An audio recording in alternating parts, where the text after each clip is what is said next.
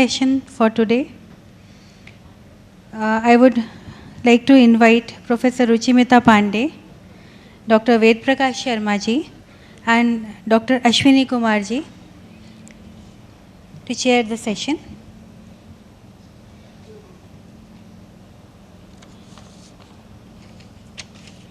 I'll briefly introduce the chairpersons now. We already know about Dr. Vedprakash Sharma ji, and her work continues to contribute significantly to the field of Hindustani classical music.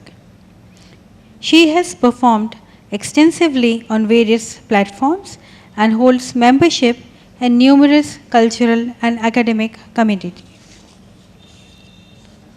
Dr. Ashwini Kumar ji is serving MS University Baroda in the vocal department.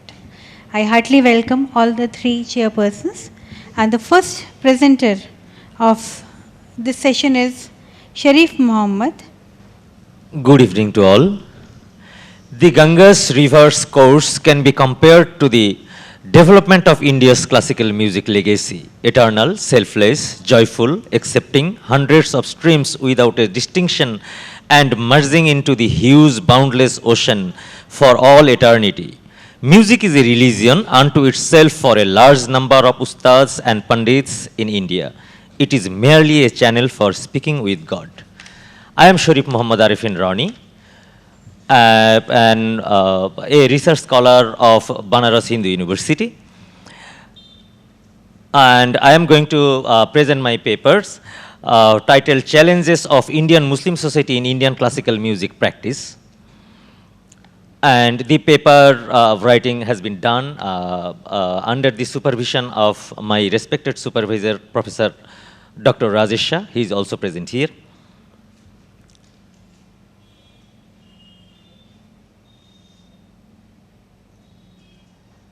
My PPT.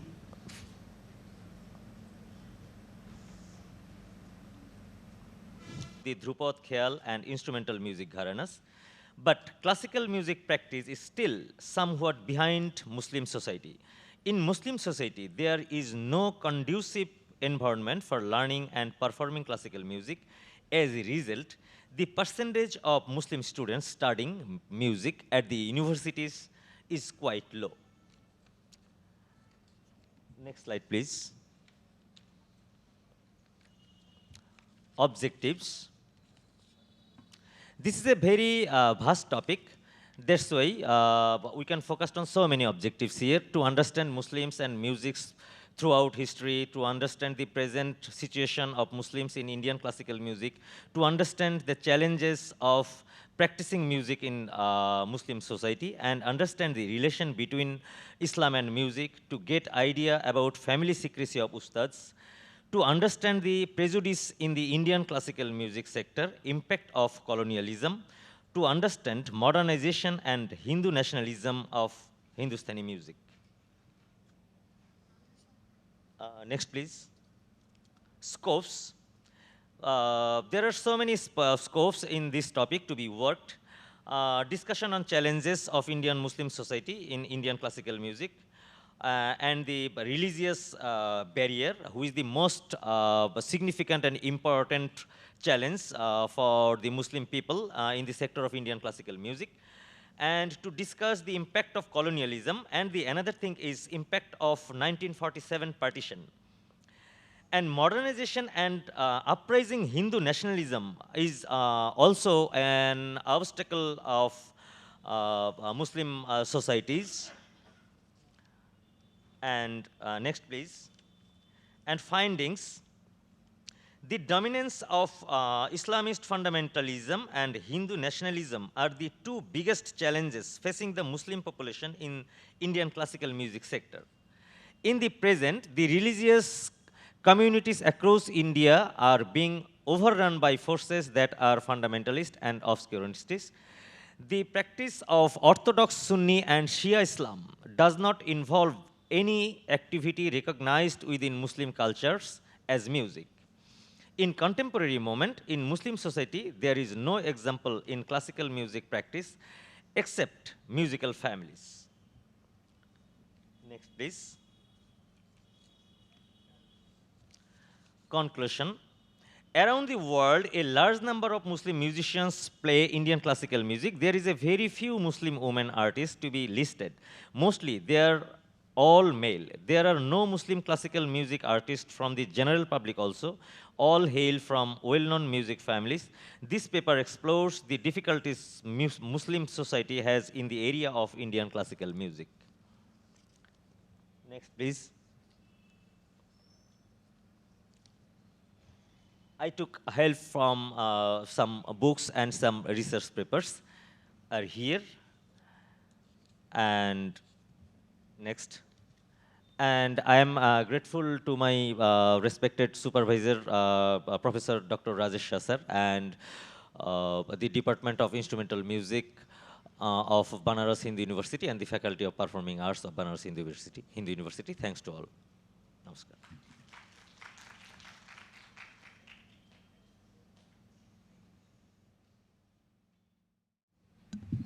Next is Manisha Shriwas. सभागार में उपस्थित सभी को मेरा सादर प्रणाम। मैं मनीषा श्रीवास, शोधार्थी इंदिरा कला संगीत विश्वविद्यालय खैरागढ़। मेरा शोध का विषय सरगुजा अंचल की लोक संस्कृति में संगीत परंपरा एक अध्ययन के ऊपर है, जो कि सरगुजा जो है वो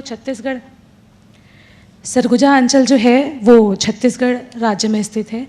तो छत्तीसगढ़ की लोक संस्कृति, जो सरगुजा की लोक संस्कृति है, वो बहुत ही वृहद है। तो मैं उसको अपने कविता के माध्यम से उसको सारगर्भित रूप में आपके सामने प्रस्तुत कर रही हूँ। छत्तीसगढ़ के पावन भुइयाँ माँ महकत गजब फुलवारी है। छत्तीसगढ़ के पावन भुइयाँ माँ महकत गजब फुलवारी है। नांगर नरवा घुरवा गरवा बारी माँ दिन बिताए नर नारी है। छत्तीसगढ़ के पावन भुइयाँ माँ महकत गजब फुलवारी है। छत्तीसगढ़ के बइहा सरगुजा, छत्तीसगढ़ के बइहा सरगुजा, जी हाँ स्वयं राम पधारे रहीन, ते वहाँ के चिन्हारी है। छत्तीसगढ़ के पावन भुइयाँ माँ महकत गजब फुलवारी है। पेज भात कुथरी कुम्हड़ा यहाँ के साग पानी है। पेज भात कुथरी कुम्हड़ा यहाँ के साग पानी है। छत्तीसगढ़ के पावन भुइयाँ माँ महकत गजब फुलवारी है। पोलखा लुगरा पटका अंगा पहिरे सब नर नारी है। यहाँ के पावन भुइयाँ छत्तीसगढ़ के मतारी है। जी हाँ जन्म लेके मरण तक के रंग रंग के गवैया है। जी हाँ जन्म लेके मरण तक रंग रंग के गवैया है। सुआ कर्मा बायर दादेर डोमकच भांति भांति के नचोइया है। ऐसन हवे हमर सरगुजा संगी, जी हाँ के पावन भुइयाँ हैं।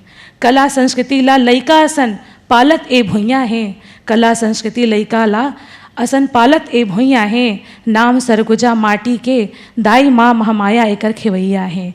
छत्तीसगढ़ के जो सरगुजा है वहाँ पर माँ महामाया जी का मंदिर है, जहाँ उनको कुल गुरु के रूप में और कुल देवी के रूप में वहाँ पर मानते हैं। तो छत्तीसगढ़ को मैं सरगुजा को सांस्कृतिक को उसके रहन सहन को उनके जो परिवेश है उनको कविता के रूप में अपने माध्यम से प्रस्तुत करने की कोशिश की हूँ। छत्तीसगढ़ राज्य के उत्तर पूर्वी दिशा में सरगुजा जिला स्थित है।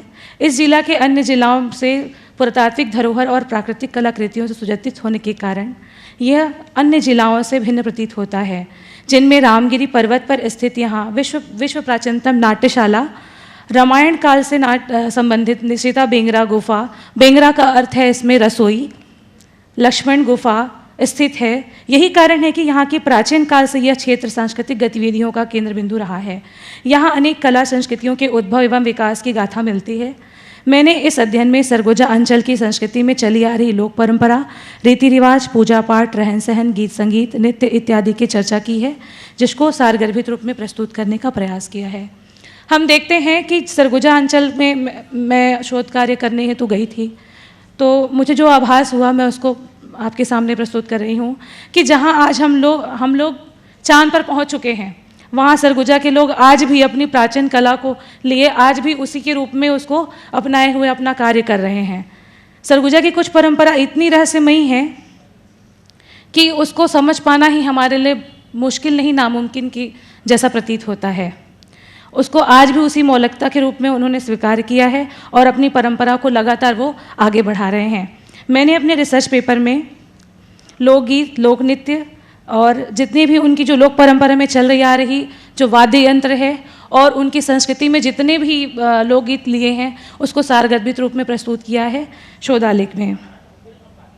मेरा उद्देश्य है सरगुजा अंचल की लोक परंपरा में प्रचलित लोक संस्कृति, लोक संगीत, रीति रिवाज, पूजा पाठ, रहन सहन, गीत संगीत, नृत्य इत्यादि को सारगर्भित रूप में प्रस्तुत करना एवं उनकी परंपरा में जो चले आ रहे जो नवीन तथ्य हैं उनको भी मैंने उकेरने का प्रयास किया है, जो कि मेरे शोधालेख में मिलेगा।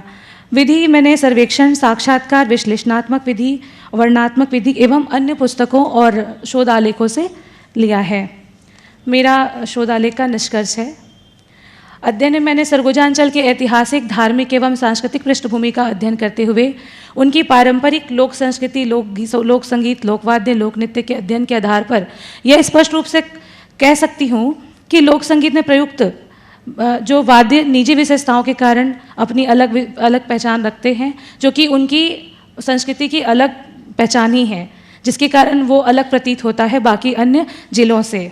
कुछ प्राचीन तथा मध्यकालीन वाद्य एवं पारंपरिक गीत आज भी परिष्कृत रूप में सरगुजा के लोकगीत में प्रयुक्त हो रहे हैं। आदिवासियों के जनमानस में विविध प्रकार के तीज त्योहार, पूजा पाठ, मेला इत्यादि विभिन्न प्रकार के गीतों को सारगर्भित रूप में प्रस्तुत करने का प्रयास किया है। Thanks.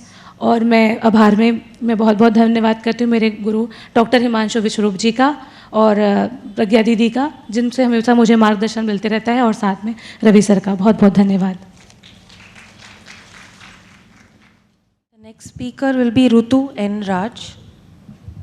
Present my paper titled Reflections of Contemporary Society in Vijayanagara through Purandaradasa's Devaranama. Next slide. Giving a very brief introduction about this field is that, as we all know, that Vijayanagara Empire was one such empire which has established its power and proficiency in many fields such as administration, politics, socio-cultural history, and more important is that the contribution of Vijayanagara Empire lies in its art and architecture with culture and religion. So today, what I will be focusing on is that how one particular tradition which emerged during Vijayanagara Empire and led to a very big contribution and also created a source to understand the social lifestyle of Vijayanagara. So the tradition which emerged during 15th century in Vijayanagara Empire was the Haridasa tradition, where many saints from different region of Vijayanagara emerged, and they started composing songs, devotional songs, the Devarnamas or Kritis in vernacular languages. When I stress vernacular language, we need to understand that this was the turning point to get a rebirth of Bhakti movement at this point. And one such saint was Purandaradasa. He composed Devarnamas or Kritis in Kannada and Sanskrit. And next slide. So how does Purandaradasa's Devaranama help us to understand the society of Vijayanagara is that the main objective of this study is to understand the socio-cultural history of Vijayanagara through Purandaradasa's Devaranama and to examine the contemporary society of Vijayanagara through Purandaradasa's because he lived and viewed the society of Vijayanagara. Next slide. Through the analysis of the study provides different layers of results. Some of the important results which I would like to highlight in these presentations are how Purandaradasa's songs have directly impacted on society and also the usage of language. As I said, these Haridasas, they used vernacular language, and the only motto or the agenda behind using the local colloquial language was to ensure that all the common people are accessible to the Bhakti Marga, irrespective of what class or caste they belong to. And then another interesting thing which I was able to understand through Purandaradasa's songs were, he has beautifully archived and recorded the socio-cultural aspects of Vijayanagara, and also he talks about many paradigms which are not available in, which cannot, I wouldn't say not available, but it becomes, it is underrated with the other sources which we get. Next slide. Yeah. So when I say that his songs have directly impacted on society, what does Purandaradasa's songs do reflect is that um, he talks about women and the different personalities of women in his songs, and then he brings the references of communities. When I say communities, he continuously talks about agro-pastoral communities, and also he talks about food culture, which is very akin to the southern region of India. Even today we prepare such cuisines in festival time or for any occasions, and then he talks about particular materials which are locally and geographically available in South India. And then the other thing he talks about is the economy. Next slide. So when I say economy, he brings the references of bazaar culture. Even today, the bazaar culture is one of the most famous thing, and it does attract tourists. And then he talks about markets, the money transactions, and many more such things like trade and etc. So next slide. So the next two slides, I have put the songs of Purandaradasa, and whatever I just mentioned are being mentioned in these songs. I wouldn't go to these songs. So next slide. Next slide. So I would like to conclude my presentation by stating Dr. Rohita Ishwar's quote that everything you see is archaeology. Since I've done this research paper in the field of archaeology, it is important for all of us to understand that literary sources have played a very insignificant role in the field of archaeology. Though literary sources have given importance, it's always been in inscriptions or travel accounts.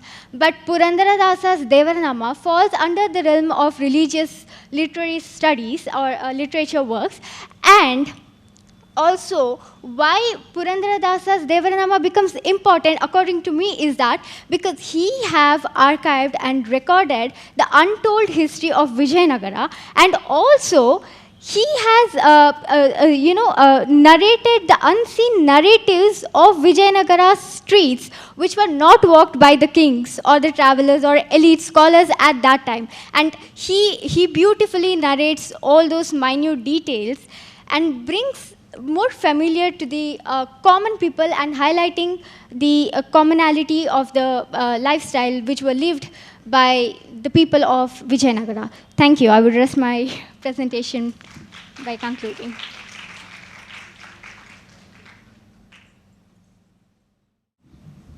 Calling Parul Dubey on stage for the next presentation. Manisha and Dr. Yadvinder Singh to be ready next. Namaskar. Good evening to one and all present here, respected members of the panel, respected faculty members of Bhatkhande Sanskriti Vishwavidyalaya, and all the research scholars present over here. My topic is exploring spiritual expressions and cultural significance through devotional music as a source of oral tradition in Assam. Next slide, please. Devotional music in Assam forms an integral part of the region's oral tradition, serving as a profound expression of spiritual devotion and cultural identity. Rooted in the rich tapestry of Assamese religious practices and beliefs, devotional music encompasses a diverse array of musical forms and lyrical compositions that transmit deep-seated spiritual narratives across the generation. So the paper aims to delve into the significance of devotional music as a crucial source of oral tradition in Assam, examining its various forms, thematic content, and its role in preserving cultural heritage. The method for the paper I used is descriptive evaluative method. It is supported by primary and secondary sources. So my findings are Borgit. Borgit is a devotional music of Assam, which is composed and created by Srimanta Shankaradeva and Sri Sri Madhavadeva in 14th to 15th century. Borgit based on moral and spiritual sentiments. As example, Narayan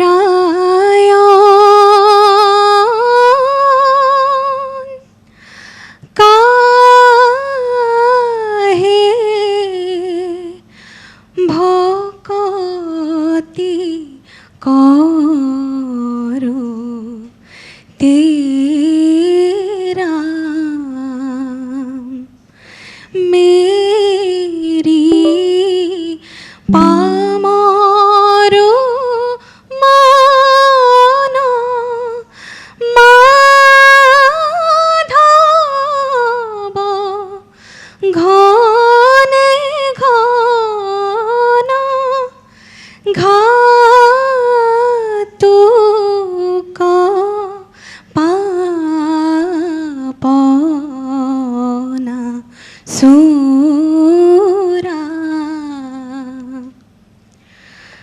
Namghoka. This is a form of congregational singing in Assam where devotees gather in prayer halls to sing devotional songs. And the lyrics praise Lord Krishna and celebrate the principles of bhakti. Another one is Ankya Bhavna Geet. These songs are integral to the Ankyana traditions, which includes one-act plays with religious theme written by Srimanta Shankardeva. The songs accompany performances that depict mythological stories and spiritual teachings. Another finding is Oja Pali. The presentation of a narrative poem using poem, song, music, dance, and drama is the primary source of this art form. So devotional music in Assam serves as a poignant reflection of the religious spiritual fervor and cultural resilience. Through its melodious expressions and profound lyrics, devotional music not only celebrates divine love and devotion, but also preserves Assamese cultural heritage and values. As Assam embraces modernity, the role of devotional music in maintaining cultural continuity remains indispensable, symbolizing the enduring bond between spirituality, community, solidarity, and the timeless traditions of the Assamese people. An effort to cherish, promote, and protect devotional music ensure that its invaluable contributions to Assamese oral tradition endure as a source of inspiration and spiritual enrichment for future generations. That's all about my paper. Thank you so much. सभी को मेरा प्रणाम. मेरा नाम गीता डोटियाल है और मैं lovely professional university Punjab की शोध छात्रा हूँ. और मेरा जो विषय है उत्तराखंड की लोक संगीत पर शहरीकरण का प्रभाव. तो पहले मैं थोड़ा सा इसकी भूमिका प्रस्तुत करना चाहूँगी कि उत्तराखंड जिसे हम देवभूमि भी कहते हैं और अपनी सांस्कृतिक धरोहर और पारंपरिक लोक संगीत के लिए प्रसिद्ध है. जैसे यहाँ पर अनेक गायन शैलियाँ गाई जाती हैं, जागर, खुदेड़ और बारहमासी जैसे लोकगीत यहाँ पर गाए जाते हैं जो प्राकृतिक सौंदर्य, धार्मिक भावनाएं और सामाजिक जीवन के विभिन्न पहलू व्यक्त होते हैं. शहरीकरण ने उत्तराखंड की परंपराओं पर व्यापक प्रभाव डाला है जिससे लोक संगीत के संरक्षण और प्रस्तुति में कई बदलाव भी आए हैं. Next slide please. उत्तराखंड की प्राकृतिक सुंदरता और संस्कृति के विषय में थोड़ा बताना चाहूँगी कि यहाँ पर ये हिमालय की गोद में बसा एक राज्य है जहाँ पर प्राकृतिक सौंदर्य, शांत नदियाँ और घने जंगल और बर्फ़ से ढके पहाड़ के लिए ये प्रसिद्ध है. और यहाँ की संस्कृति लोक नृत्य, धार्मिक परंपराओं, त्योहारों से समृद्ध है. उत्तराखंड को देवभूमि भी कहा जाता है और जहाँ की सांस्कृतिक धरोहर में मंदिर, मेले और पर्वतीय जीवन की गहरी छाप है. Next slide please.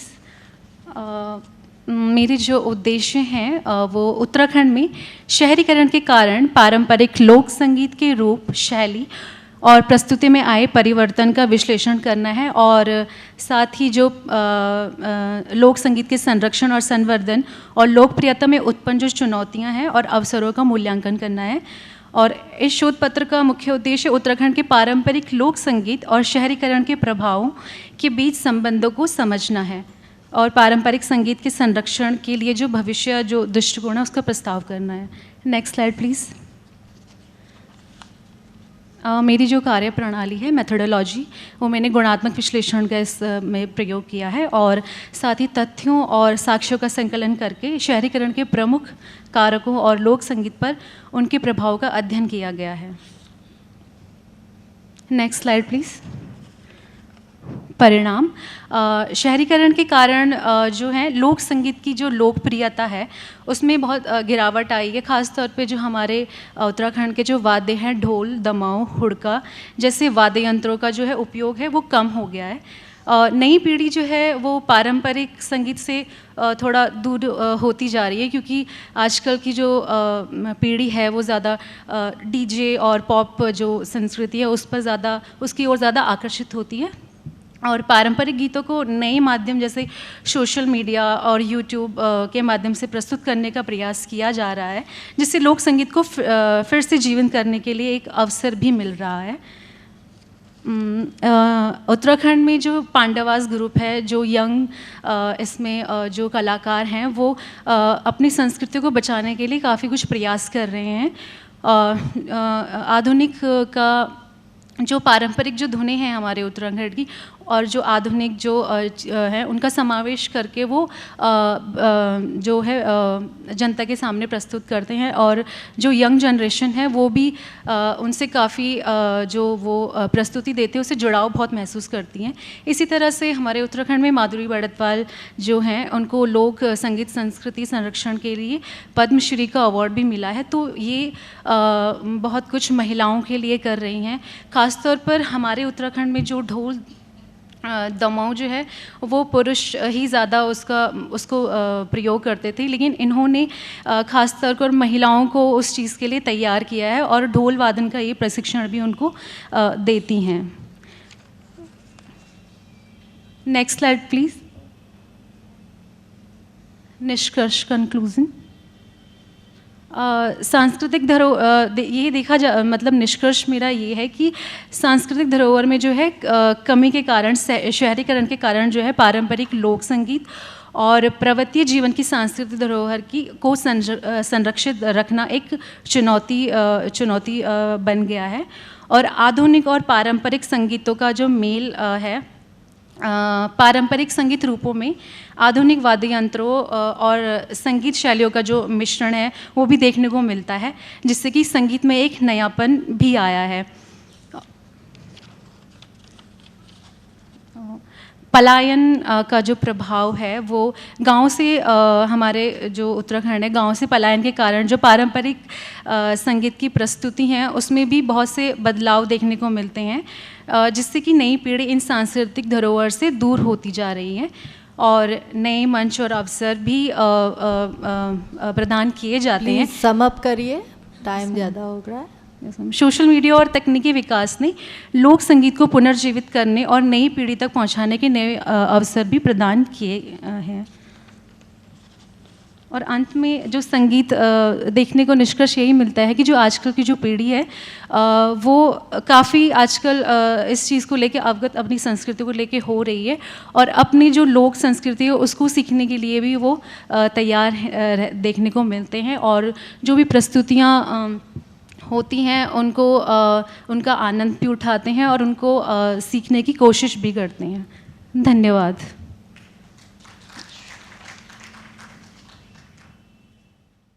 The next paper will be by Dr. Yadvinder Singh.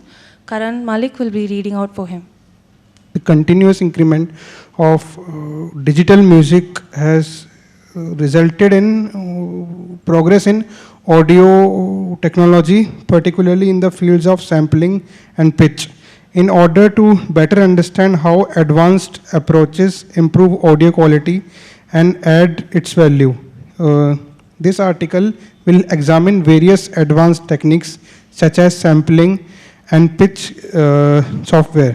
In modern digital production, high-level algorithms for pitch shifting, time stretching, and real-time editing have been introduced in different DAWs and third-party plugins. Music may now experiment with a variety of acoustic while maintaining audio integrity. These tools also give more control over the timbre of the audio, with an emphasis on their practical applications, theoretical foundations, and influence on the state of contemporary music. This paper provides a comprehensive overview of these methods. In this paper, we will also highlight how these advancements in the field of digital music are changing the industry and impacting the direction of digital audio in the future through case studies and by giving practical examples.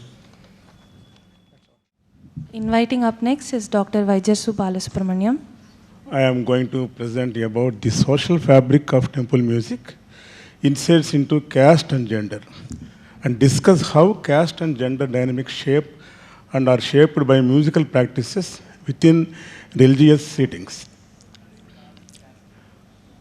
Objective of this study: to examine temple music's role in social stratification, focusing on caste, gender, identity, traditional hierarchies, and pathway for inclusive. The scope to explore caste and gender dynamics, cultural preservation, evolving identities, emphasizing sociological and anthropological contributions. The methodology includes qualitative and ethnographic methods, archival research, and traditional music analysis to study musical aspects within sociological and anthropological frameworks. Coming to the discussions and findings. From this research, I would say India's temple rituals guided by Agama Shastras include unique music and dance offerings performed by specific caste and genders, reflecting regional cultural practices. They illustrate a few of them. Brahmin community acquires the knowledge of Vedas and ritualistic worship. Hence, they render the agamic verses in certain tonal frequencies or sometimes in ragas as stipulated in Agama Samhitas. Nai Brahmin community. According to the Vaikhanasa Agama, a Bheri Vadaka must be pure, disciplined, and skilled in playing Bheri. He would perform rituals, wear clean white attire, maintain hygiene, and control his senses. Typically, musicians from the Nai Brahmin community are the artists and the further Nagaswaram and Tavil players in temple music. Traditions are also from the same community. Pullavars. The Pullavars of Kerala are closely associated with the serpent worshipping Mulattara Devi temple. Pullavan Pattu is a traditional serpent worship ritual practiced by both lower and higher caste. The musical instruments they use are crafted by themselves and include the Pullavan Veena, the Pullavan Kutam, and the Talam. Both male and female genders participate in this music and dance offerings. Next, Marars. The Marar caste, part of Kerala's Ambalvasi community, are hereditary temple musicians in Travancore, Cochin, and Malabar. Known for playing instruments like the Chenda and Idakka, they provide traditional Sopanam music during temple rituals. Their role also includes performing Pani, a key aspect of tantric temple rituals. Men are called Marar, women Marasyar or Amma. Devadiga. The term Devadiga refers to attendants of temple idols. Their primary role includes performing as official temple spirits, dancing with a sword during divine processions. Devadigas also handle various tasks such as cleaning, lighting oil lamps, and playing musical instruments like the Nagari, Chenda, and Mauri. Their duties emphasize both ceremonial and practical aspects of temple maintenance, contributing significantly to the temple spiritual atmosphere. Of course, Devadasi. A Devadasi is a female artist who dedicates her life to the worship and service of a deity or temple, with a dedication ceremony resembling a marriage. In addition to performing rituals and caring for the temple, Devadasi learn classical Indian dances, and their role as dancers, musicians, and concerts are vital to temple worship. The Vaishnava Agama prescribes about 20 different dance forms for specific temple rituals, enhancing the spiritual experience. Conclusion. Temple music in India reflects a rich tradition shaped by caste and gender, with contributions from several communities in the society, governed by religious texts and traditional customs. These diverse roles preserve cultural heritage and illustrate the interplay of social identity, devotion, and art, highlighting the enduring significance of tradition in fostering community identity and spiritual expression. Thank you.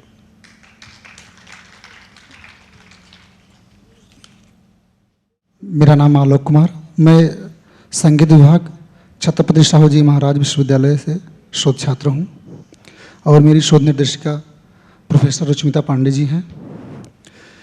मेरा आज research का topic Dhrupad परंपरा की डगरवाणी एक अध्ययन। ध्रुपद की उत्पत्ति के संबंध में ऐसा कहा जाता है कि 15वीं शताब्दी में राजा मान सिंह तोमर ने इसे सर्वप्रथम समाज के समक्ष रखा। राजा मान सिंह तोमर ने इस गायन शैली को सबसे प्रथम समाज समक्ष रखा। ध्रुपद के अंतर्गत 4 बानियों का उल्लेख मिलता है, जिन्हें गोबरहार या गौरहार, खंडहार या खंडार, नौहार या नौहारी तथा डागर या डागुरवाणी के नाम से जाना जाता है। डागर घराने को जीवंत करने एवं भावी पीढ़ी तक पहुंचाने में बेहराम खान साहब का बहुत बड़ा योगदान है। डागर ध्रुपद परंपरा में कंठ संस्कार को सर्वश्रेष्ठ स्थान प्राप्त है। अलंकार व सही स्वरोच्चारण द्वारा कंठ संस्कार को अति उत्तम बनाना इस परंपरा की मुख्य विशेषता है। उद्देश्य: डागरवाणी की ध्रुपद परंपरा के ऐतिहासिक अवलोकन के साथ साथ डागरवाणी की ध्रुपद परंपरा के सांगीतिक विशेषताओं के संबंध में सटीक जानकारी। नेक्स्ट, युवा पीढ़ी में ध्रुपद गायन के प्रति रुचि उत्पन्न करने में सहायता मिलेगी। नेक्स्ट, भावी पीढ़ी को शोध पत्र के माध्यम से नए शोध शीर्षक के निर्माण एवं नए विचार उत्पन्न करने में सहायता मिल सकेगी। शीर्षक चयन: इस शीर्षक चयन के माध्यम से ध्रुपद की परिभाषा, संक्षेप में ध्रुपद के इतिहास के संबंध में जानकारी, ध्रुपद की बानियों के प्रकार के संबंध में जानकारी उपलब्ध हो सकेगी और अंत में डागर या डागुर वाणी की उत्पत्ति एवं विकास, सांगीतिक विशेषताएं, वर्तमान समय में डागुर वाणी से संबंधित ध्रुपद कलाकारों के बारे में जाना जा सकेगा। प्रस्तावना: तानसेन जी के अनुसार ध्रुपद की 4 तुकें होनी चाहिए। ध्रुपद के शुद्ध अक्षरों से युक्त अच्छे गुरुओं के शिष्यों द्वारा विरचित तथा नवरसों में यथा अवसर किसी भी एक रस से युक्त होना चाहिए। राग और रस में उनकी प्रकृति के दृष्टि से सामंजस्य भी उचित है। ध्रुपद का लक्षण सबसे पहले मध्ययुगीन पंडित भावभट्ट कृत अनूप संगीत रत्नाकर में मिलता है। ध्रुपद की बाणियाँ: संगीत में सभी विधाओं के अपने अपने घराने हैं, यथा गायन, वादन, नृत्य, जिनका किसी न किसी विशिष्ट गुरु परंपरा से संबंध रहता है। ध्रुपद गायक ब्रजचंद्र दिल्ली के निकट डांगर नामक स्थान में निवास करते थे, इसीलिए उनकी बानी डागुर नाम से प्रसिद्ध हुई। 19वीं सदी के मुआदनुल मूसिकी नामक ग्रंथ के अनुसार तानसेन की एक ध्रुपद में इन 4 बानियों तथा उनके तुलनात्मक स्थान का स्पष्ट वर्णन मिलता है। राजा गुरबहार, फौजदार खंडार, दीवान डागुर, बक्सी नौहार, अर्थात राजा को गोबरहार को राजा के समान, खंडहार बानी को सेनापति के समान, डागुर बानी को मंत्री के समान और नौहार बानी खजांची कोषाधिकारी के समान माना गया है। डागरवाणी की उत्पत्ति एवं विकास: डागरवाणी के संबंध में विभिन्न मत प्रचलित हैं। प्रथम मत के अनुसार इसका नाम डागर इसलिए पड़ा क्योंकि दिल्ली के पास डोंग नामक एक स्थान था एवं वहाँ के लोग डागुर व उनकी भाषा डागुरी नाम से प्रसिद्ध थे। इसीलिए आगे चलकर वहाँ की गायन शैली को डागर या डागुर के नाम से जाना जाने लगा। बेहराम खां के वंशज रहीमुद्दीन खां ने सर्वप्रथम अपने नाम के साथ डागुर शब्द का प्रारंभ किया। उनका मानना था कि हमारे पूर्वजों का घराना डागुर था। ऐसा भी सुनने को मिलता है कि हरिदास डागुर के वंशज हैं। इतिहास में यह उल्लेख मिलता है कि स्वामी हरिदास व हरिदास डागुर एक नहीं बल्कि दोनों व्यक्ति अलग अलग थे। डागरवाणी कई पीढ़ियों से ध्रुपद परंपरा के साथ जुड़ी हुई है। बेहराम खां के समय से इस परंपरा की प्रतिष्ठा बहुत बढ़ी। बेहराम खां बहुत ही प्रतिभाशाली थे। बेहराम खां ने अपने जीवन का सबसे ज़्यादा समय ध्रुपद के साथ ख्याल को भी लोकप्रिय बनाने में बिताया। वर्तमान समय में डागर परंपरा को पंडित उदय भवलकर, एफ वासुफुद्दीन डागर, मोही बहाउद्दीन डागर, सईद नफीसुद्दीन डागर, सईद अनीसुद्दीन डागर आदि महान कलाकार आगे इस परंपरा को बढ़ा रहे हैं। साहित्यिक विशेषताएं: डागरवाणी आलाप प्रधान है। फयाज वसीफुद्दीन डागर ने बताया है कि इसमें 10 स्वर लक्षण विशेष रूप से होने चाहिए, यथा आकार, डगर, धुरन, मुरन, कंपित, आंदोलन, लहक, गमक, हुड़क और स्फूर्ति, एवं साथ में मींड और सूत का भी प्रयोग किया जाता है। निष्कर्ष: चारों बानियों में डागर बानी का अपना अलग साहित्य मिलता है। डागर वाणी का अध्ययन करने पर यह तथ्य सामने आया कि भिन्ना गीत से डागर वाणी की काफ़ी समानता है। इसमें मींड एवं गमक का बड़े सुंदर ढंग से प्रयोग करते हैं। इस वाणी में शांत करुण रस की प्रधानता देखने को मिलती है। आदि पुरुष स्वामी हरिदास डागर को माना जाता है। स्वामी हरिदास के वंशज में रहीम बख्श खान डागर, बाबा गोपाल दास उर्फ इमाम बख्श खान डागर, जकीरुद्दीन डागर, नसीरुद्दीन डागर, फरीदुद्दीन डागर आदि महान कलाकारों ने इस डागर वाणी की परंपरा को मजबूत किया। धन्यवाद। Ms. Pramodini Rao. Namaste to the esteemed panel on my left, and good evening to all the co-shodharthis that we have. I like to put myself in the defense that at age 62, this is my first paper presentation. So if there are any mistakes, all of you are going to excuse me. The topic of my presentation, as you see on the board, is music and education, the role of music in educational settings, including traditional and modern music pedagogy, with special reference to primary school. And I'm from the Chinmaya Vishwavidyapit, Pune. Introduction, next slide, please. The objectives is to make sure that music education becomes an integral part of primary school education, and also comparing the traditional and modern pedagogy that goes on in schools, also comparing it with what used to go on earlier and what happens now. The scope is, of course, music education in primary schools.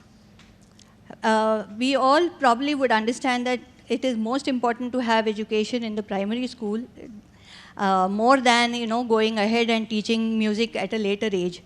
At that point of time, what the child imbibes is for life. The methodology that has been used is descriptive and historical. Findings, next one. There have been many successful experiments done in the early ages by Pandit Paluskarji and Pandit Bhatkhande ji. It is to be understood that music aids in logical thinking and reasoning. Why do we say so? Because giving an example, we may say that if I take an alankar pattern has logical sequences. So if I say sa re ga, you will say re ga ma. If I say sa ga re, you will say, what will you say? Sa ga re, re ma ga, and then? Okay, sa ga re ga, what will be the next one? Very nice. So it's very logical, and this, if a child imbibes in his childhood, he learns to see sequence and logic in everything that he does. Again, a 6-beat pattern maybe, if I say sa re ga sa ga re, and if I say sa re ga re, that has changed from 6-beat to 7-beat. So to be able to count that number and be able to put in swaras in that pattern also requires logic. So these are can be used in other subjects. It's not only for music. Next one is developing emotional quotient. The emotional value of sound is most important. I had heard Dr. Veena Sahasrabudhe at one concert very long ago, and she was singing Marwa. The first note that she sang put the entire audience into silence. So once a child appreciates emotions through sounds, it is easier for him to extrapolate it into life. He begins to care for people's emotional values, emotional needs. He understands when somebody else requires something. So he becomes more of a co-being rather than an individualistic person. Improving focus and concentration. A single note taken for extended durations, indirectly it takes the mind off multiple thoughts and focuses it onto one thought. So this itself calms down the person, and then he is able to, suppose he starts doing this as a practice, he is able to take this to other aspects of his life where he may be able to study better. So it's not only again for music. Then consistent creativity and more.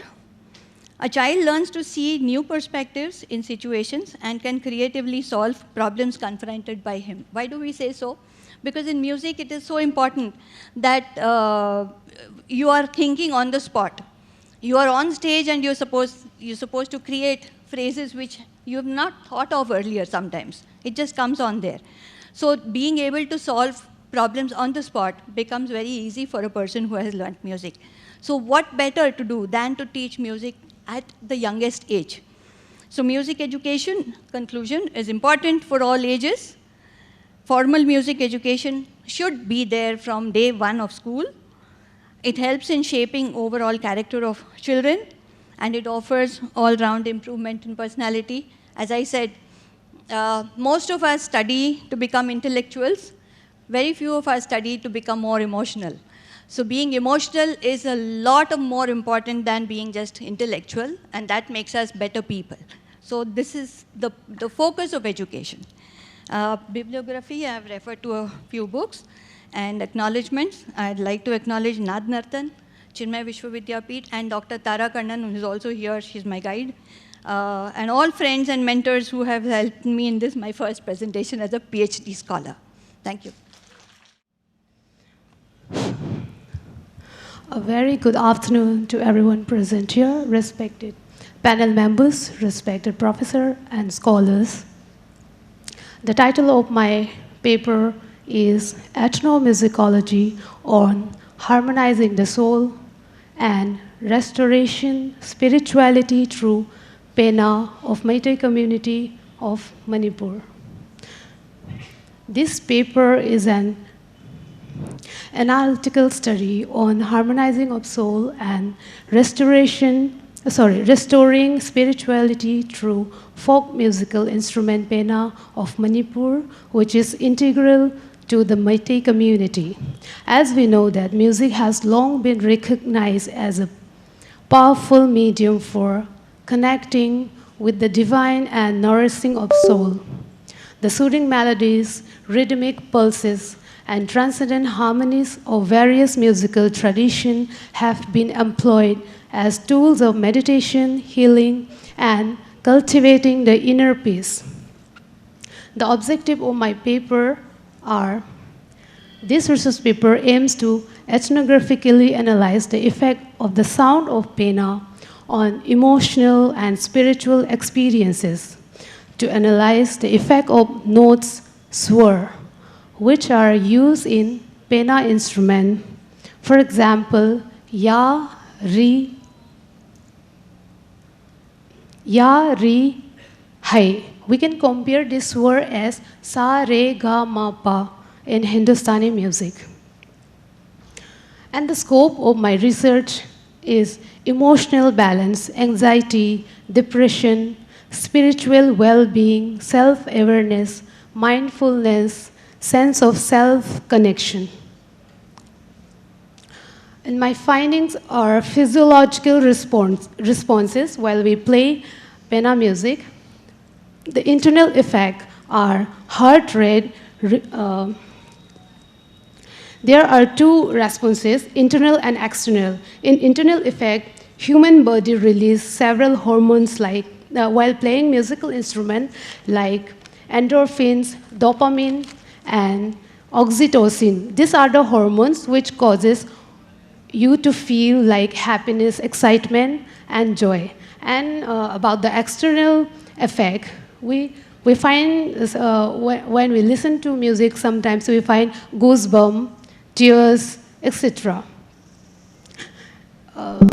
So, coming to the conclusion, this music is an art form that can evoke our emotion as it activates our limbic system, which help in processing emotion, which directly speak to our soul, influencing our moods.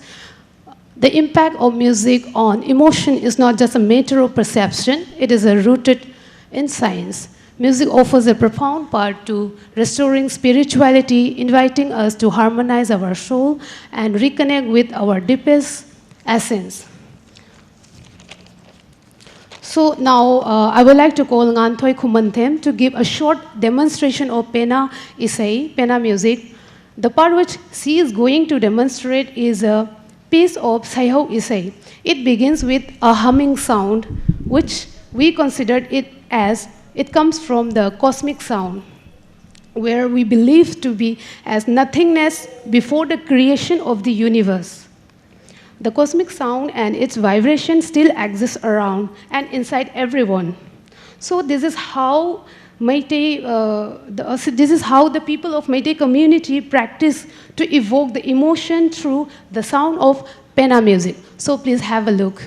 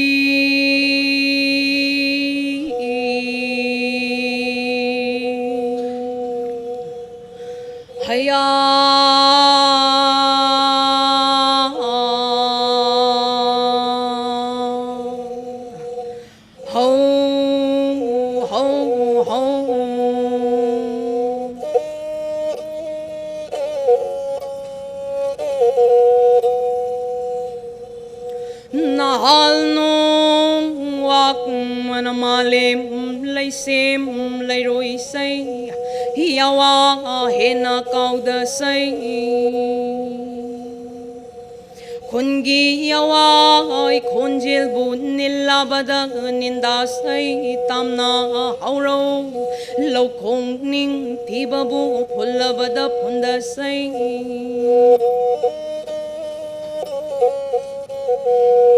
hai sai khondi khonkai wa yai toi singdi singtai wa lainung dinong khong nong nau sai malem na laisim lairoi sai Kencho nangbu pau doi o augri nangbu liolo sajung dilang may remba pamu pampuiring singka simtang lo augri na kencho naman say bukaw danawak manating tatam jaraki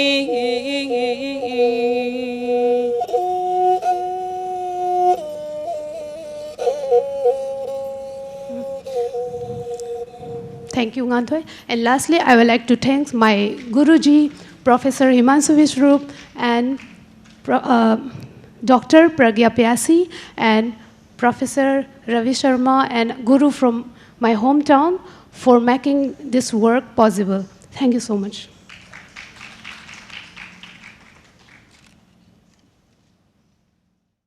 Next presenter will be Soibam Monica Chanu.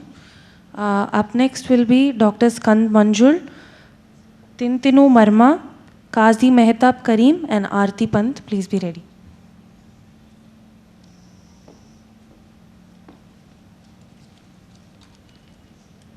Sorry for the inconvenience. My topic is on Naad Sankirtan in Meitei Shraddha ceremony. So let me introduce in short about my topic. Naad Sankirtan. Naad Sankirtan is a devotional musical event performed by groups with traditional instruments.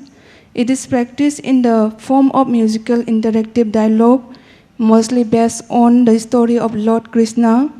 And Naad Sankirtan is practiced by the Meitei Hindus and their rituals.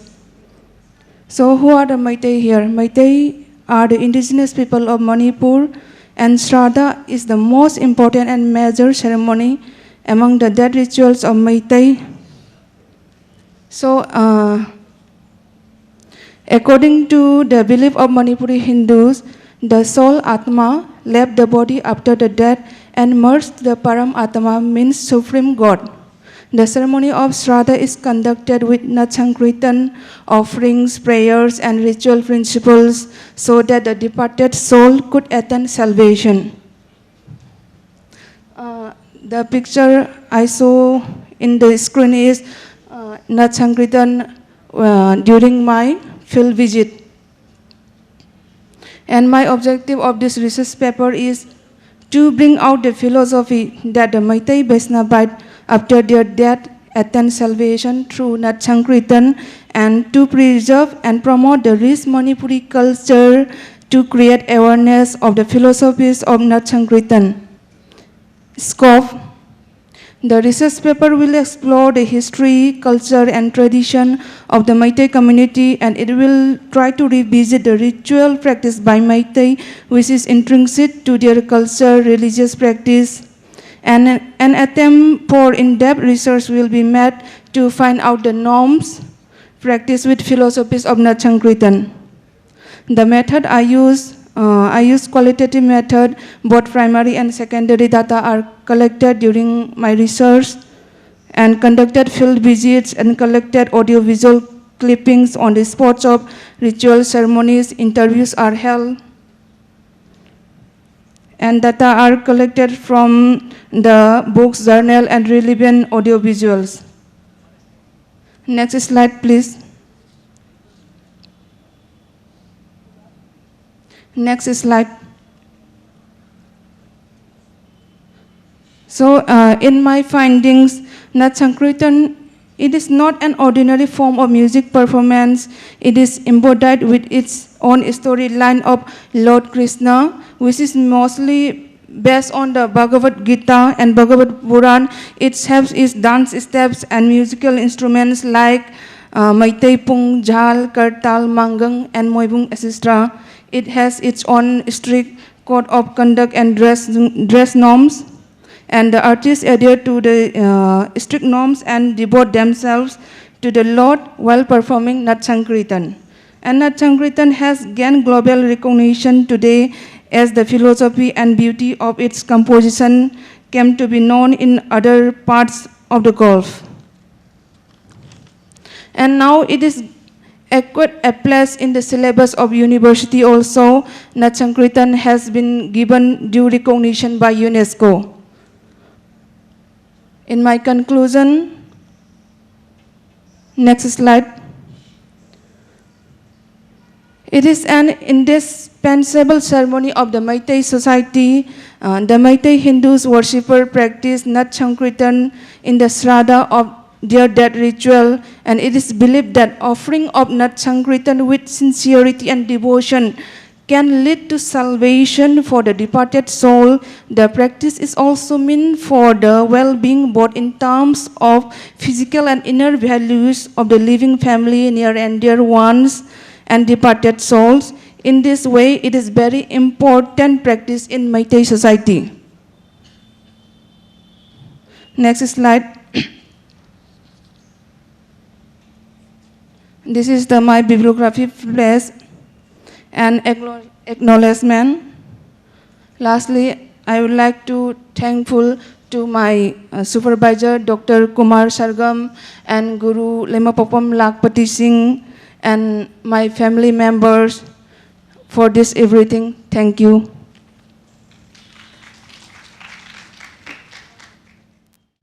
Next presentation will be a joint paper by Dr. Skand Manjul and Dr. Chitra Shankar. Good evening. So I'm Dr. Skand Manjul. I'm an archaeologist and a doctor. So सुबह Professor Madhvi Singh ma'am ने बोला कि future lies in interdisciplinary. That's why I'm here. So my topic deals on Harappan civilization and music in Harappan civilization. Next.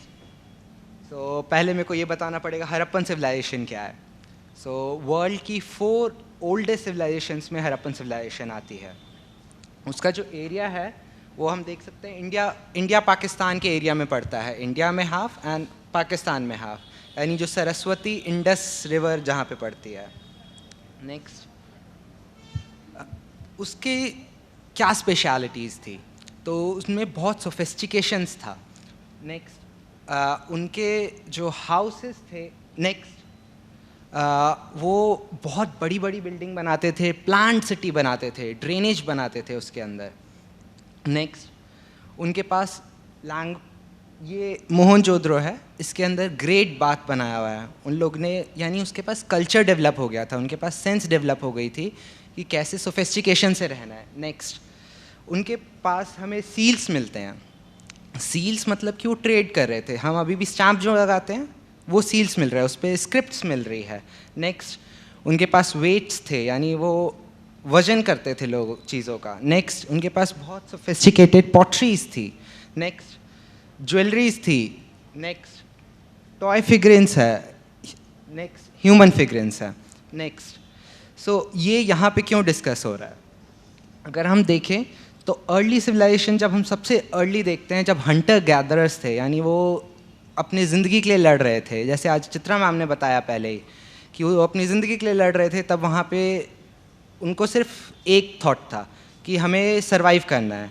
उसके बाद आया urban system begin हुआ, जब वो लोग एक कोलाब में आने लग गए, एक साथ रहने लग गए, तो कल्चर डेवलप होने लगा। आज मैम ने कहा कि म्यूज़िक सिर्फ एक इंटरटेनमेंट पर्पस के लिए नहीं है, उसके और भी मीनिंग है। तो म्यूज़िक वो कल्चर था, वो म्यूज़िक और आर्ट और डांस, ये वो कल्चर था जो उसको बाइंड करके रखता था। वैसे शुरू हुआ, उसके बाद हड़प्पन सिविलाइजेशन आता है। हड़प्पन सिविलाइजेशन के बाद जब हड़प्पन डिक्लाइन होते हैं, तब वैदिक सिविलाइजेशन शुरू होती है। जो हम यहाँ पे आज मैंने सुबह से सुना कि हम वैदिक से शुरू कर रहे हैं, कि वैदिक से म्यूज़िक आया, वैदिक से इंडियन म्यूज़िक शुरू हुआ, बट उसके पहले भी इंडियन सिविलाइजेशन थी। नेक्स्ट,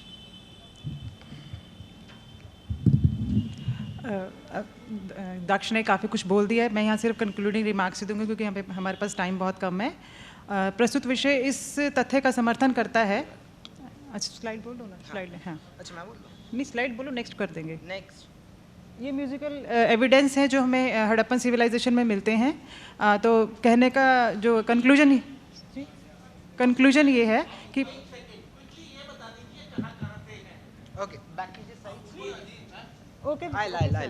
सो I'll conclude क्या क्या कहाँ से है। सो हमें पहले तो झुंझुने मिलते हैं बहुत सारे, वो राखीगढ़ी से मिले हैं, चनीदारों से मिले हैं, मोहनजोदड़ो से मिले हैं, धौलावीरा से मिले हैं, कालीबंगा से मिले हैं। हमें शंख के एविडेंसेस मिलते हैं। शंख, if you know, musical instruments है, जैसे कि चित्रा मैम ने बताया, बजाने वाला।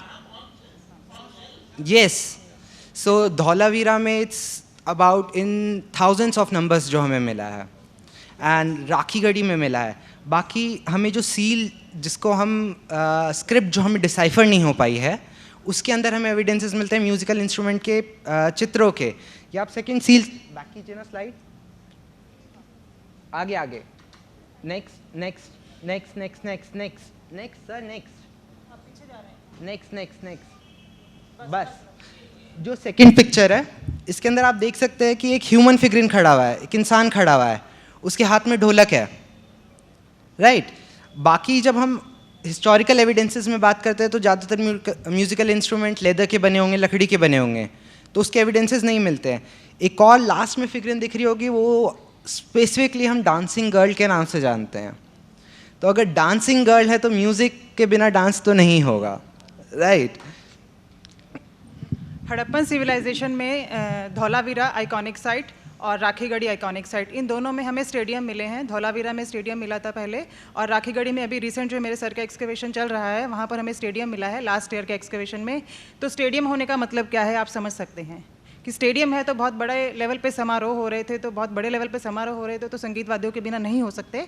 और अगर भी जाके आप विजिट करें, उस साइट को देखें, तो आप बहुत सारी चीज़ें समझ पाएंगे कि स्टेडियम होने का वहाँ पर, और कल्चर का हम कैसे एक आर्कियोलॉजिकल साइट पर जाकर आप कैसे सिविलाइजेशन को समझते हैं और सिविलाइजेशन में कल्चर को समझते हैं, और कल्चर के अंदर आप अपने म्यूज़िक को ढूंढेंगे। ये इसीलिए फर्स्ट सिविलाइजेशन, हमारे इंडिया की जो फर्स्ट सिविलाइजेशन है हड़प्पन सिविलाइजेशन, यहाँ पर उसी को टारगेट किया गया है। कंक्लूजन में मैं यही कहना चाहूँगा कि अगर हम म्यूज़िक की हिस्ट्री समझना चाहें या किसी की हिस्ट्री समझना चाहें, तो हमें रिटर्न हिस्ट्री के बियॉन्ड जाना पड़ेगा। उसके लिए हमें आर्कियोलॉजी में आना पड़ेगा, राइट, मटेरियल कल्चर समझना पड़ेगा।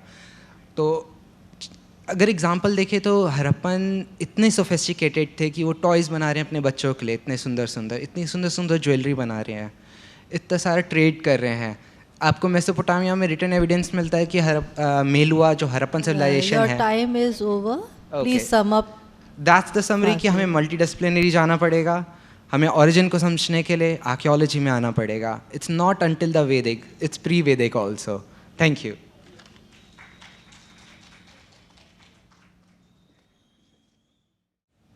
The next presenter will be Tithunu Marma. Following her will be Qazi Mehtab Karim and Aarti Pant. Hello everyone. Good evening.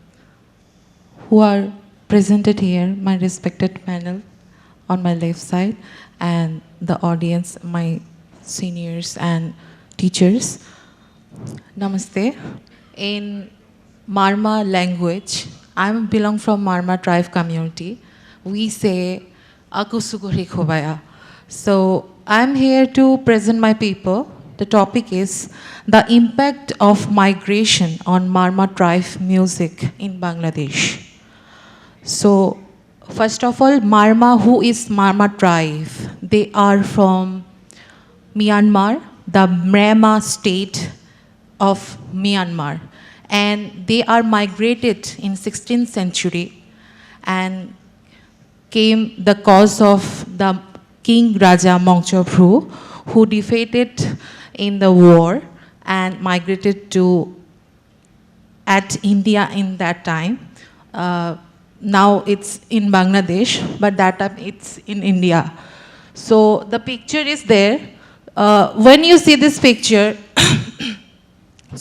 when see you this picture, you can recognize like Myanmar, Thailand, and also Philippines, something like that, because they are dressed like that. So we are Marma from Myanmar, migrated to Bangladesh, and adopting the culture of Indian. So how this, I found this, how can I, how could? They are migrated from when Myanmar. I found the impact of their culture, which is music, instrument. Next slide, please. Music, instruments, dresses, literature, art, and also the acting. When I came to music, the migration impact on music is very much important because they have lots of type of Marma tribe music. The one of them, the name is called Jai. This is influenced by Indian tradition culture, Ramayana and Mahabharata. And it's called Jai music. They used to use in that music instrument, acting, dances, and also creating the art, the character, the tune, the music, and also the instrument. They all, when they migrated to Bangladesh, they used to use kind of string music. They didn't use kind of flute, kind of this. When they migrated to Indian culture and adopting this culture, they used that string music and the dhol, the pakhwaj type, tabla, and they used to use this. And also the dresses. They, Mahabharata and Ramayana, they used to, the story was in Ramayana Mahabharata stories. But in Jai music, they used to took this culture and the story, but also the dresses, which is the proof that Jai music is also similar to Ramayana and Mahabharata. So that's all. In a conclusion, we know there is no border issue in any culture, but the migration border of any community will have its impact. That's all. I will like to thank you, my guide, Dr. Vishwas Vijay Kumar Sansar, for helping me out through this journey, and thank you to all. Namaste.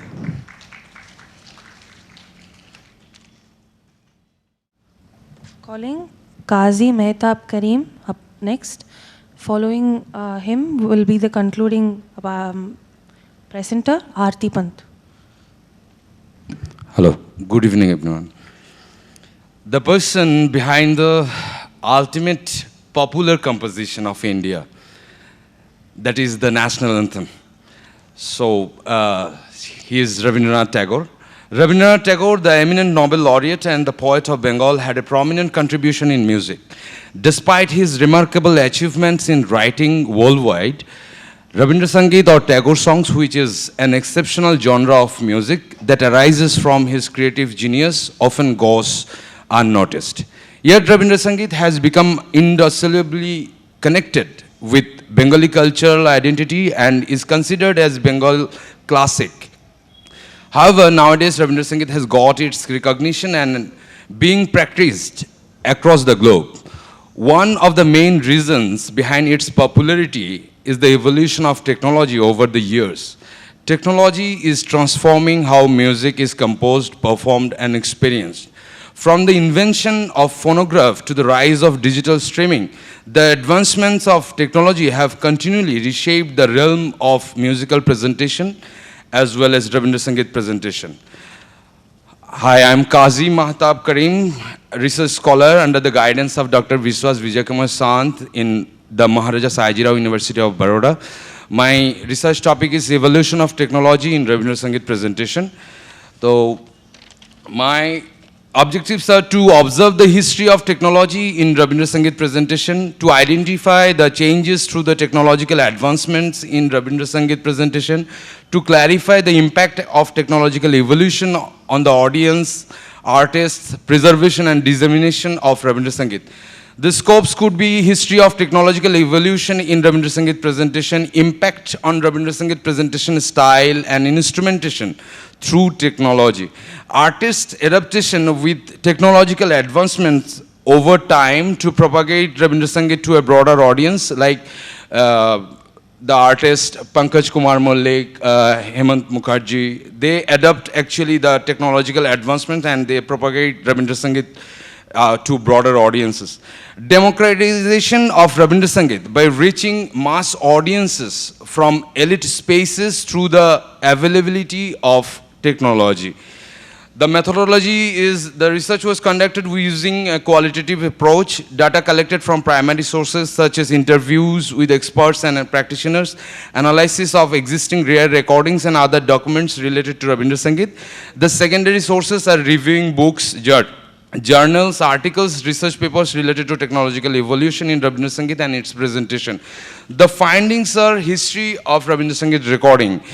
Changes in Rabindra Sangeet presentation style regarding vocal modulation and instrumentation, distortion of authenticity in Rabindra Sangeet presentation, changes in practice, preservation, consumption and dissemination of Rabindra Sangeet presentation. Like when in the 1926, when the digital recording media came, and the first recording of Rabindranath Tagore songs, in that song there in the catalog, they're mentioned that if you listen the song with the rotation of 80 RPM, I mean rotation per minute, then it will be sweetened, I think.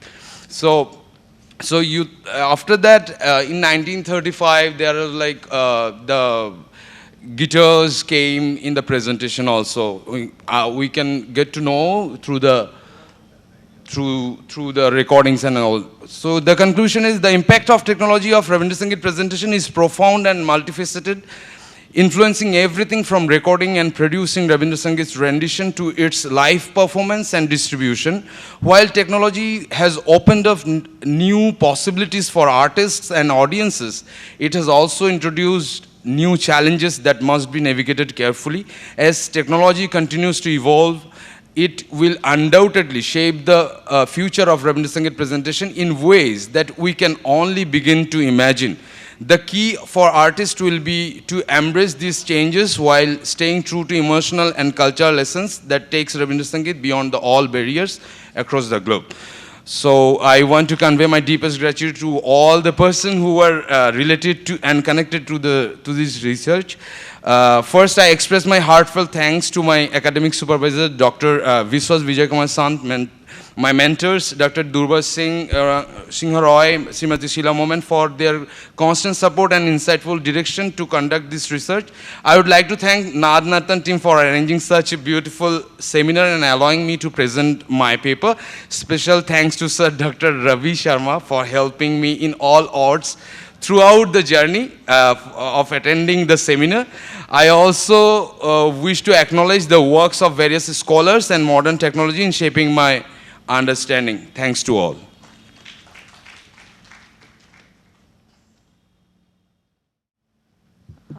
Calling आरती पंत.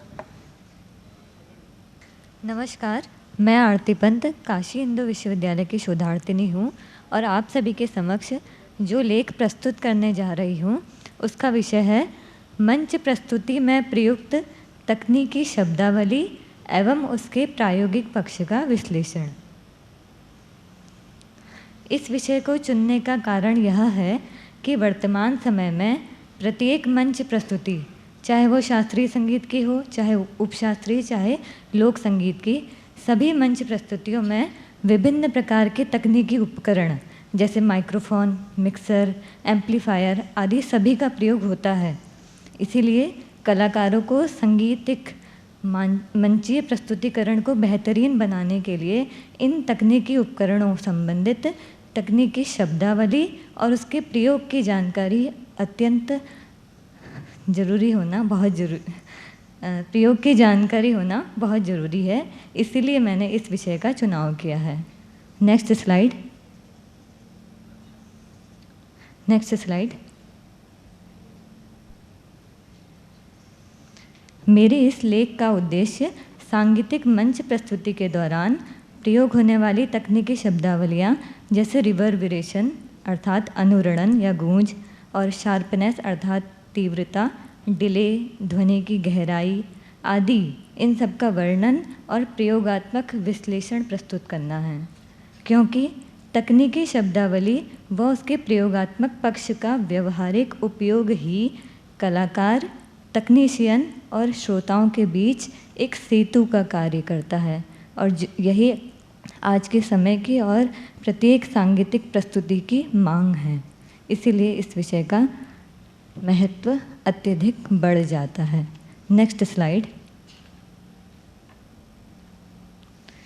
इस लेख में मैंने अनुरणन अर्थात reverberation, sharpness अर्थात तीव्रता व delay अर्थात ध्वनि की गहराई आदि अन्य तकनीकी शब्दावलियों का वर्णन व प्रयोगात्मक विश्लेषण किया है व आयोजकों, तकनीशियनों व कलाकारों के अनुभवों पर आधारित व्यवहारिक पक्ष का भी वर्णन किया है।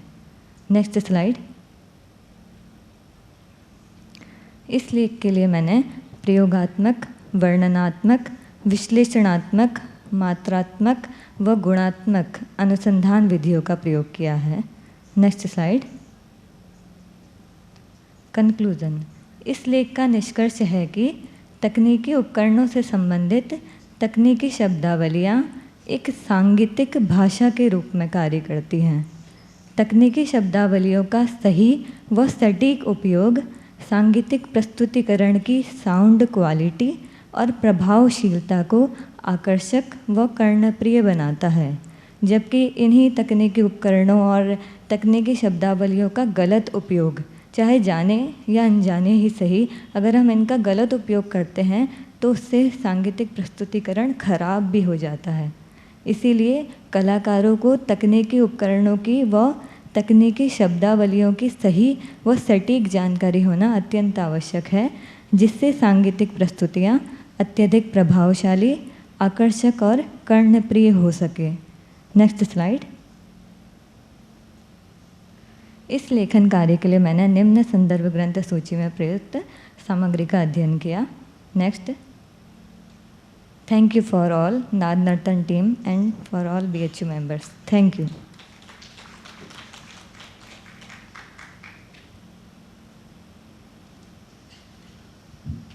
That is the end of presentations for the day. Requesting Professor Ruchimita Pandey, Dr. Vedprakash Sharma and Dr. Ashwini Kumar to give their expert opinion. प्रणाम सभी शोधार्थियों को मेरा आशीर्वाद और प्रोफेसर रवि शर्मा जी को मेरा बहुत बहुत अभिनंदन कि आपने मुझे यहाँ आमंत्रित किया। आज का सभी रिसर्च स्कॉलर्स का प्रस्तुतिकरण बहुत अच्छा रहा। You have all selected a very diverse topics and presented very well. इसमें जो आपके विषय थे सभी अच्छे थे और जैसे the first topic was the challenges of Indian Muslim society in promotion of Indian music. So yes, I agree with the researcher that Muslim society is not very free to adopt Indian music in their families, though there are very renowned musicians which belong to Muslim families. And as I am a professor in degree college, I face this problem that girls, Muslim girls, do not select music as their subject or choice. इसके बाद एक बहुत अच्छी चीज़ यहाँ इस मंच पर देखने को मिली कि हमें अपने देश के विभिन्न क्षेत्रों से यहाँ शोधार्थी अपना पेपर प्रेजेंट करने के लिए आए, जिसमें विभिन्न संस्कृतियों में सरगुजा अंचल की लोक संस्कृति हमें देखने को मिली। फिर आसाम से और उत्तराखंड से मैती कल्चर, मणिपुर का एक पेना इंस्ट्रूमेंट हमको आज हमें उसका अवलोकन हुआ, दिखा हमें, और उसके मधुर स्वर भी हमें सुनाई पड़े। इसके अलावा बहुत ही डाइवर्स विषय पर हमने विभिन्न शोध पत्र सुने। और as you all know that music has no boundaries, it is a universal language and everybody presented very well. इसमें एक जो बांग्लादेश से ये अपना the impact of migration on Marma tribe music in Bangladesh कि वो कैसे जो है इंडियन म्यूज़िक को अडॉप्ट कर रहे हैं। और एक और रिसर्चर हैं जिनका नाम मैं मेंशन करना चाहती हूँ, प्रमोदिनी राव जी, जिन्होंने बताया कि she is 62 and her topic is very relevant and contemporary. As we all know that music has a great impact in our learning process. तो बच्चे को यदि प्राइमरी स्तर से ही संगीत की शिक्षा दी जाए तो वो किस तरह से अपने मतलब सभी क्षेत्रों में उसका किस प्रकार से सर्वांगीण विकास होगा, उसकी लॉजिकल थिंकिंग किस तरह से बढ़ेगी, उसका इमोशनल कोशेंट कैसे इम्प्रूव होगा। तो ये बहुत ही अच्छा टॉपिक था और मैं आप सबको कॉन्ग्रेचुलेट करती हूँ for presenting such a diverse topics on this stage. Thank you all.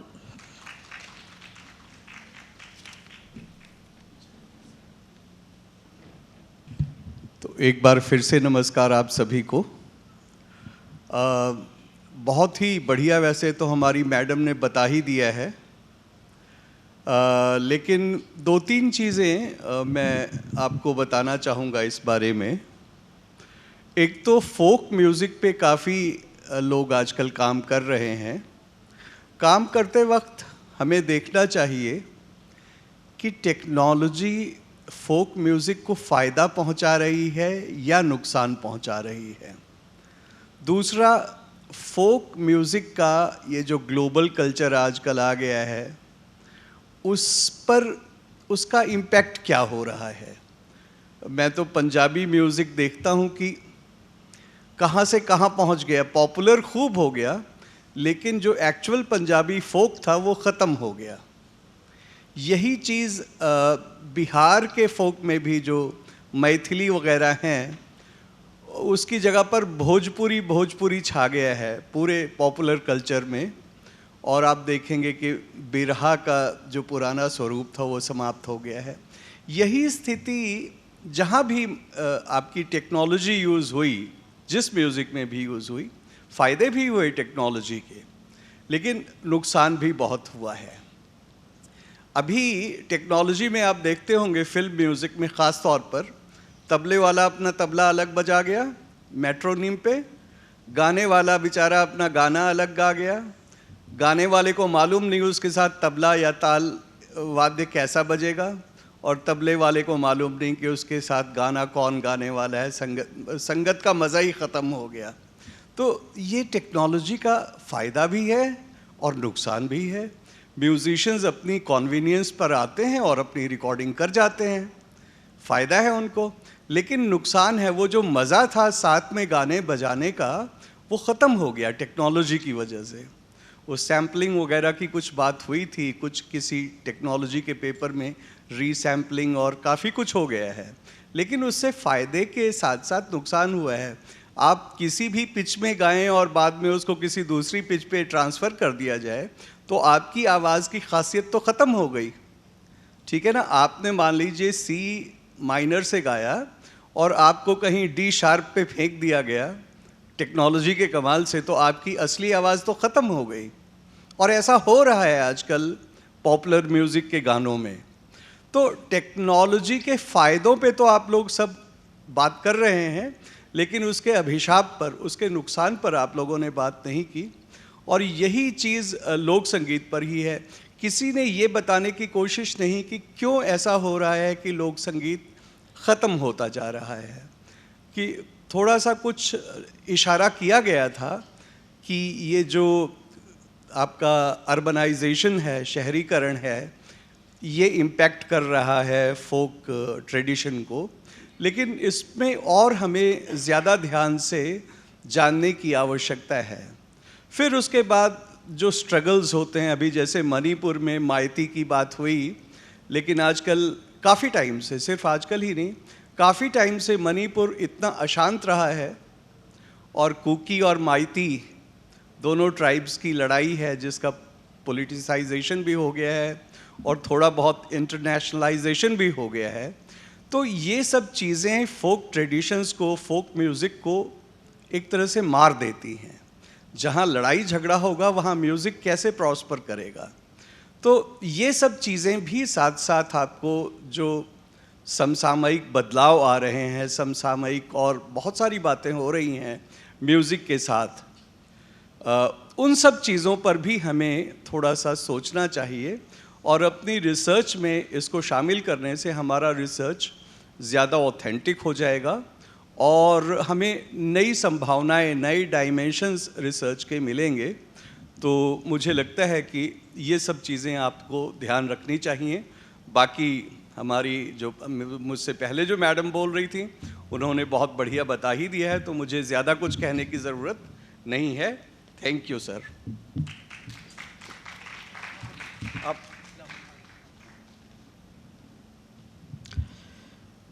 नमस्कार। सभागार में उपस्थित सभी गुरुजनों को मेरा नमस्ते।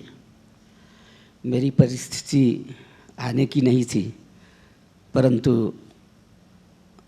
प्रोफेसर रवि शर्मा का प्रेम प्यार यहाँ तक खींच के लाया। मैं बहुत बीमार हूँ और बीमार था, अभी भी हूँ।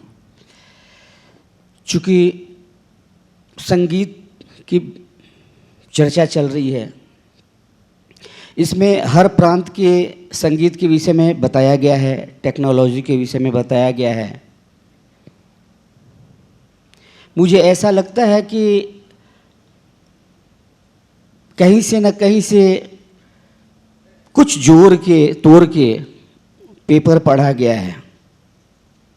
सटीक रूप से जो होना चाहिए, तथ्यपूर्ण जो होना चाहिए, वो बातें नहीं आई हैं। इस सत्र में कुल 15 पेपर पढ़े गए हैं। मणिपुर के लोक संगीत, छत्तीसगढ़ के लोक संगीत, मुस्लिम संगीत के विषय में विस्तार रूप से बताया गया है। जैसे कि मैडम और सर बताए कि टेक्नोलॉजी जरूरी है, पर टेक्नोलॉजी ही सब कुछ है ये सत्य नहीं है। मैं शोधार्थी से विनती करूंगा कि आप जो कार्य को कर रहे हैं उसमें थोड़ा सा तथ्यपूर्ण तार्किक रूप से काम करें तो ज़्यादा बेहतर होगा। मैं ज़्यादा बोल नहीं पाऊंगा। धन्यवाद, नमस्कार।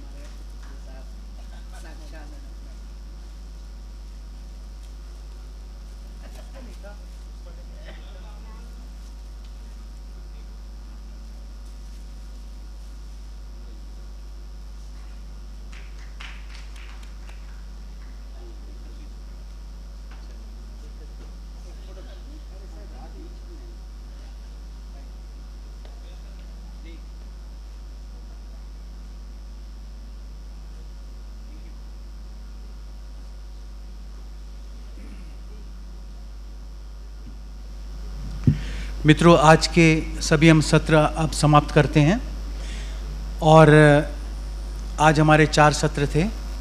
कल हमारे 5 सत्र हैं। कल टेक्निकल सेशन 5 हैं और हम सुबह 9 बजे शुरू कर देना चाहते हैं क्योंकि ताकि ज़्यादा देर ना हो जाए। और आज भी हम ज़्यादा देर नहीं लगाए हैं, थोड़ा 1 घंटा ज़रूर लेट हुए हैं।